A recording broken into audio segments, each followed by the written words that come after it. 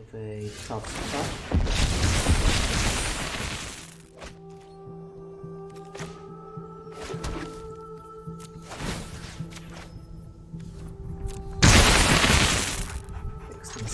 With flying. There we go.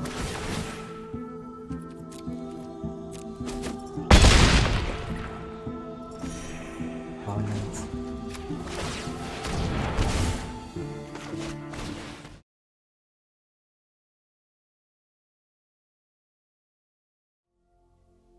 And we're back with another Ozolith video.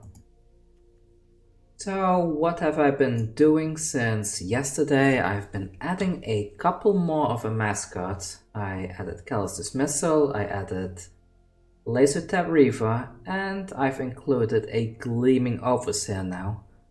I got rid of some of the cards that were not performing effectively before. I did include an Animating Fairy, and I was playing around with Karn the Grey Creator.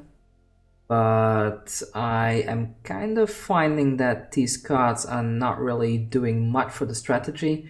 Of course, if you have the Ozolith on the field and you carve it into an Animating Fairy, then you can turn this into a 4/4 plus all the counters that get removed from all the other creatures get put onto the Ozolith, which makes this an incredibly tough creature to deal with.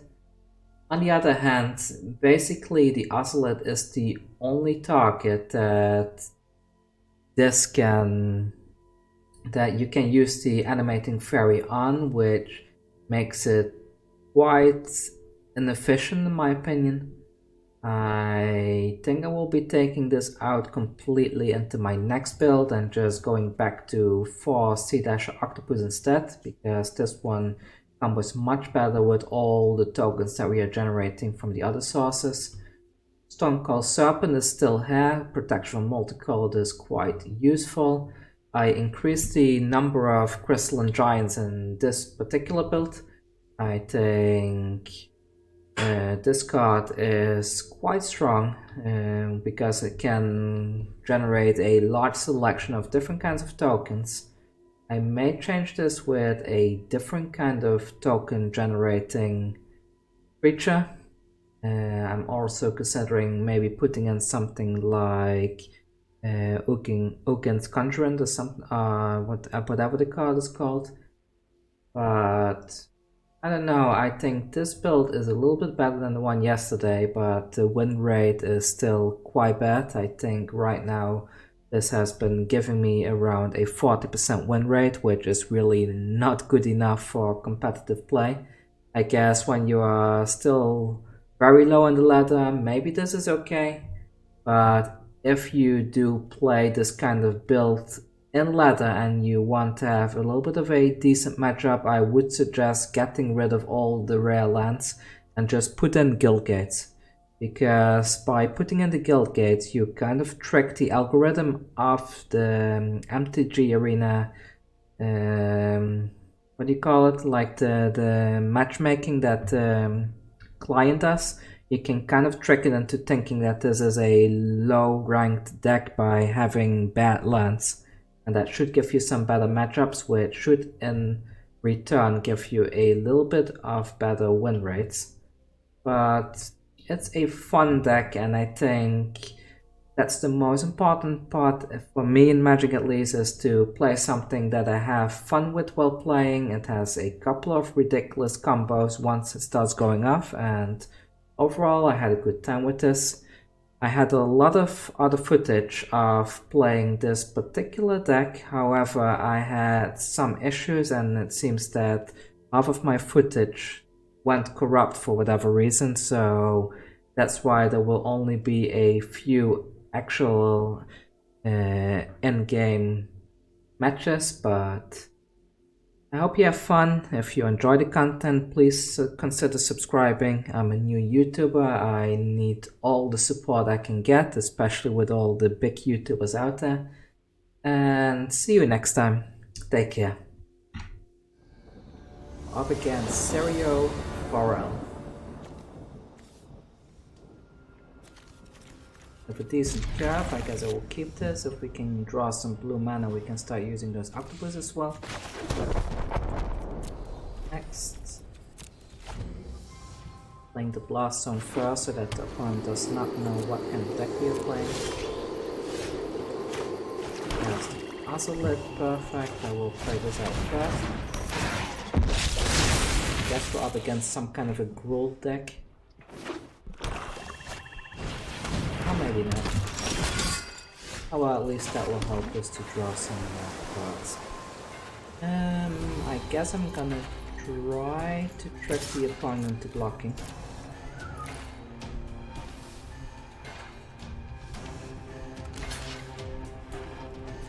Just fall for it.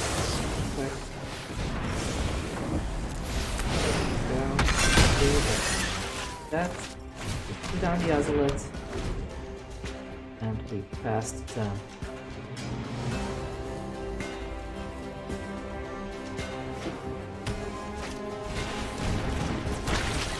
Switcher.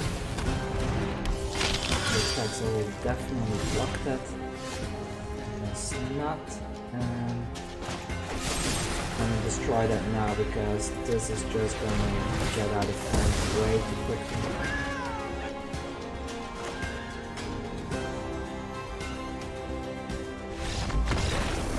And the opponent gives up already.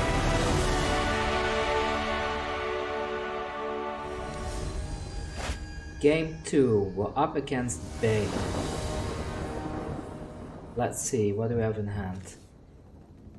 This looks decent.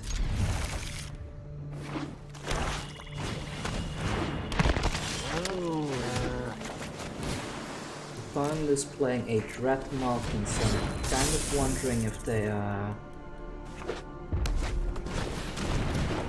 they're not playing. Would have been fun if they did. This one out fast. No attacks.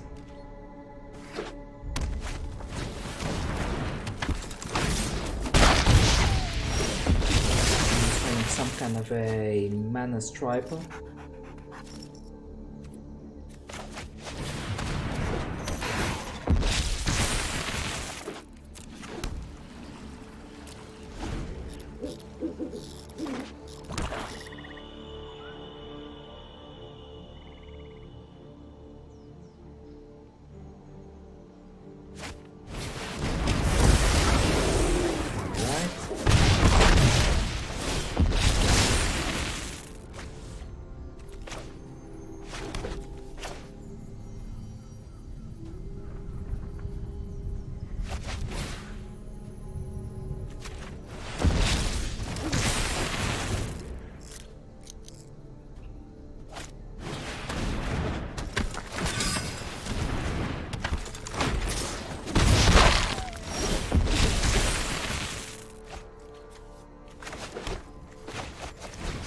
This time.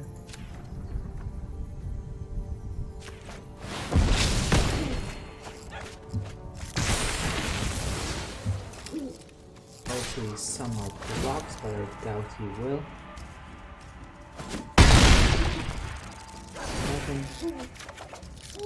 A free card for the Storm Fist Crusader.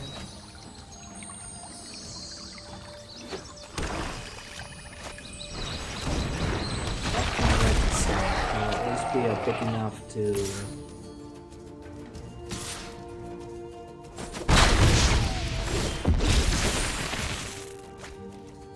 right, so what we will do next is, let's see, if we turn this into a 2/2 with 8 counters, it has 10, so maybe the best thing to do right there is to attack and hope he will double block. If he does, we will do this.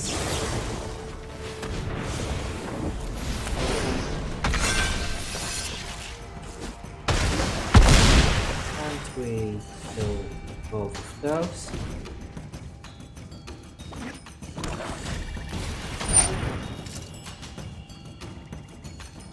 This Grimlands are the price of 2 different counters. That's quite nice.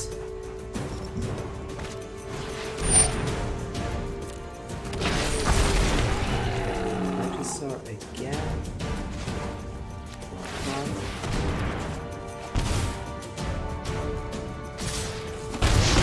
The Ozolith bag is really great.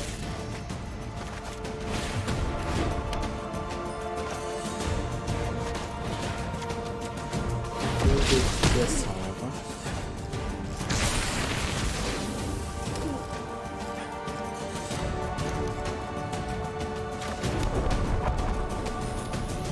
And I suppose I will attack in. I guess that we would block that. Next the token will get all those +1/+1 counters. And he gives up.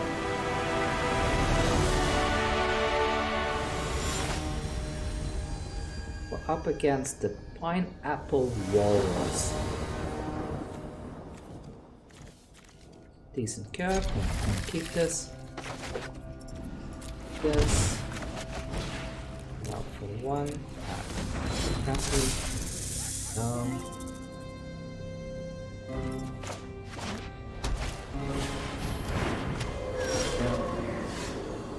Maybe he tries to block it.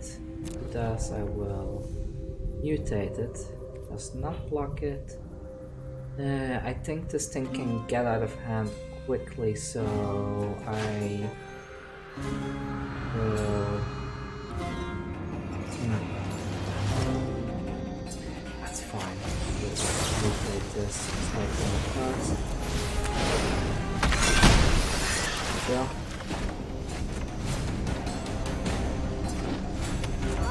I can kill this next time.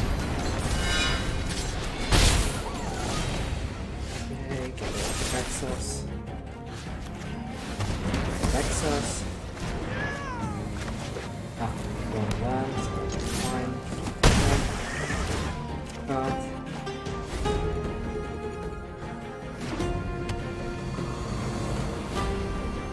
Let's see a Heliod coming down now, I suppose. Oh, doesn't work, that's another thing.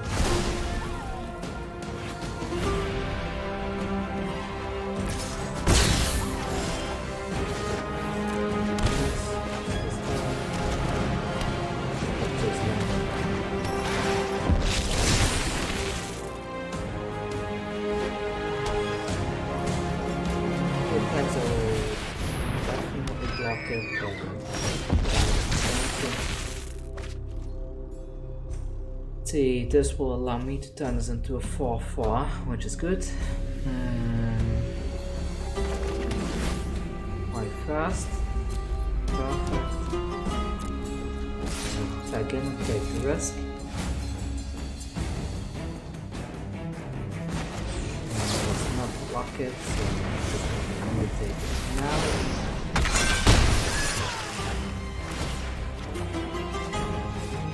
While I'm at it, I'm gonna bounce this one. Just again, put a +1/+1 count on the zombie army, so next turn this one can start attacking yet again.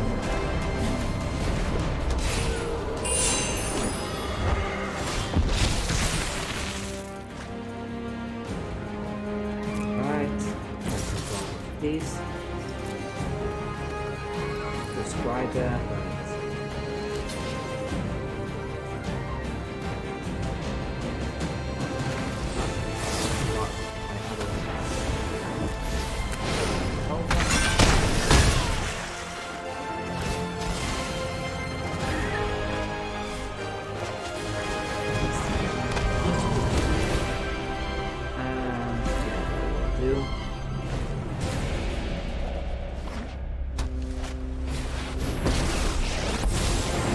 Protect those who cannot protect themselves. My pride I think we can grows handle stronger. it. He attacks in with both. Not.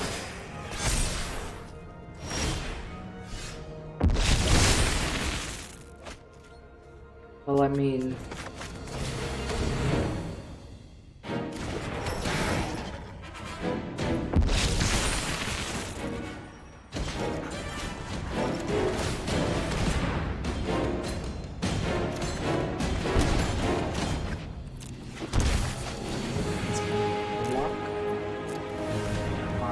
sounds great.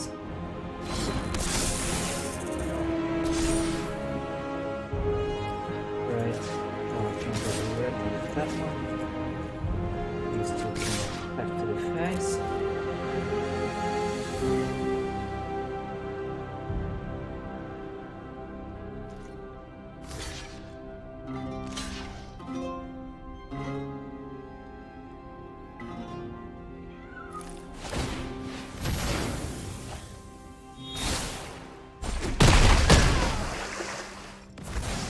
I fought my hardest.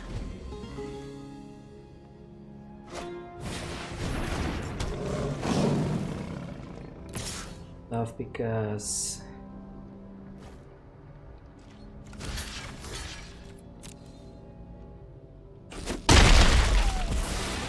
we kind of need to get this up to 6 as soon as possible, so I hope we will be drawing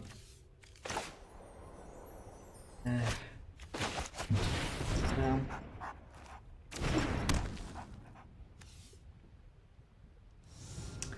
Kind of need to leave this one up for blocks right now.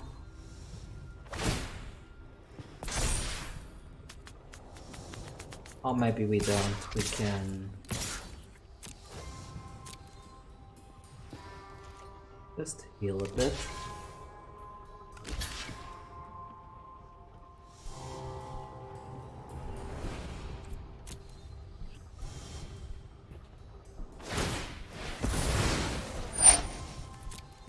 Okay.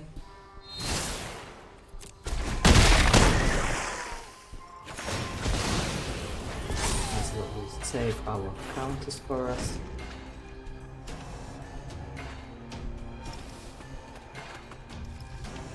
Guess I'm just gonna take the risk and draw one and then try and keep dealing with the crystalline giant.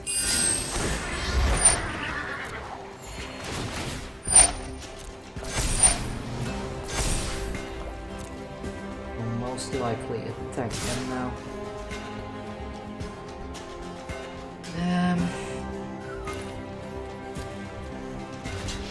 Suppose I will just sacrifice these two.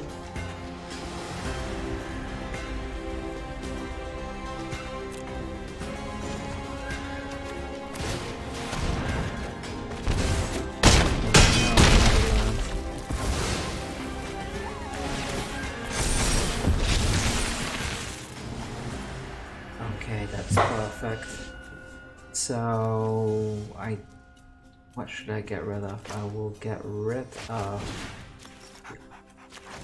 like that. 2, 4. Goes to 8.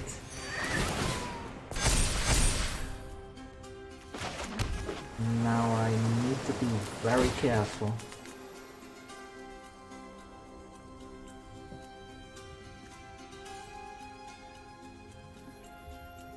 And if I give it to him, then we'll have a decent blocker. But I really need the life gain right now, so I will attack with 8/8. There's Death Touch now, so I can get rid of one of his tokens.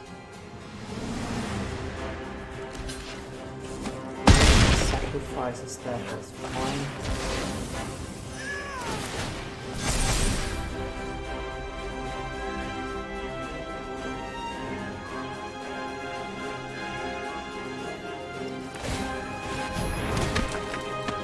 Could have done with it and just now actually, not sure why he didn't. Get rid of that one.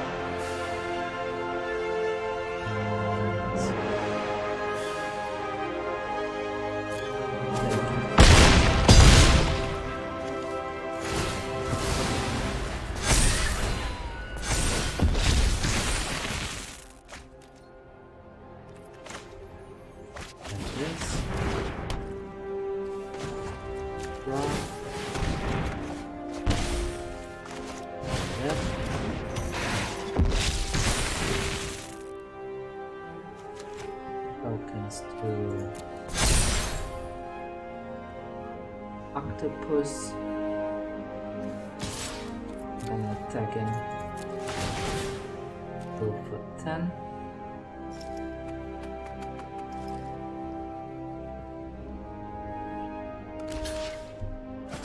Again.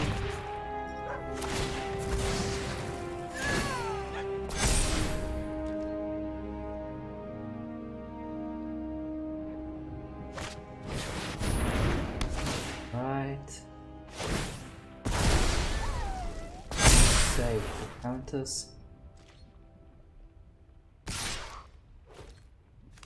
And it's locked it. If he has another banishing light, I may be in a little bit of a tough spot.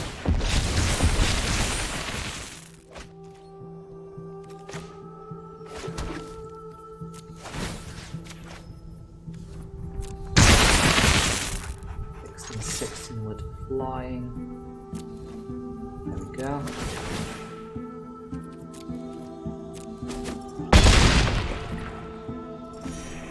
Opponent.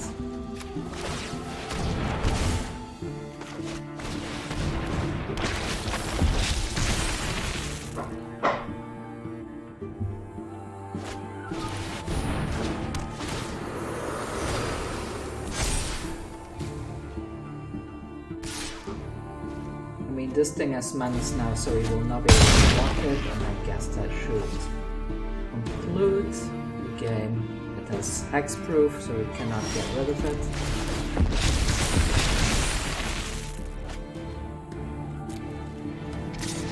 And we swing the game. Thank you, Karn, for the fun game. Yes, that should conclude our video today. Anyways, thank you all for watching. I hope you liked this deck. A lot of fun if it does go off. It's quite weak when it doesn't, but I guess for a very janky brew, if you want to get some wins every day, it's a really fun deck. Probably not good enough for ranked, but it's definitely worth a try. If you have the cards, or if you have the wild card spare, give it a try. And if you have any suggestions, please let me know. I guess I'm going to try giving the Grixis version a shot after this. I will modify that one further. I think the Gleaming Oversail is very strong in this deck compared to my version yesterday. And I think Amass overall is still a very solid keyword.